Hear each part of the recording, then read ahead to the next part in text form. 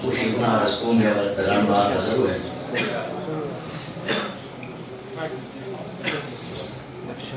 وی د الوت وزر ساته د الوت وزر ساته مگر د سر ځي او د ښکاري په لاس ښکار د بېوزر ځي.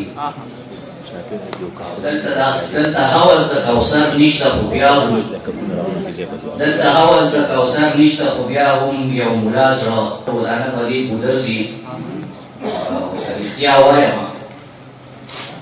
که رښتیا وایم بیا رانه منبر ځي منطقي زړه په دروغو برابر ځي. او د ملا په دې خبره کې غټ چل وي حواسي صاحب د ملا په دې خبره کې غټ چل وي دا تعویض چې میراث پړی ترې اثر ځي. او دا اوبه چې په کمرو د سپین غر ځي دا اوبه چې په کمرو د سپین غر ځي دا وردرومي اباسین له په دغر ځي. اباسین دا اوبه چې په کمرو د سپین غر ځي دا وردرومي اباسین له په دغر ځي. او هر روزگار د لیونتوب او د هنر ته هر روزگار د لیونتوب او د هنر ته مصباح نور خلق په سمه دی په غرضي.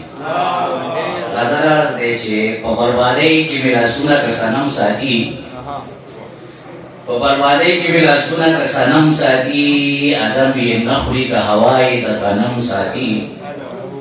او دا خپله من نه لګی ځان چې محترم ساتي دا خپله من نه لګی ځان چې محترم ساتي. غلا د غنم خوړو په زړه دغه ادم ساتي. او عذاب ساتي علیم ساتي علم ساتي. سترګې د یار لکه چې دید په جهنم ساتي. او الوت ساتي کیوت ساتي عدم ساتي. الوت ساتي کیوت ساتي عدم ساتي. نوم د بقا مې د یارمین او حرم ساتي.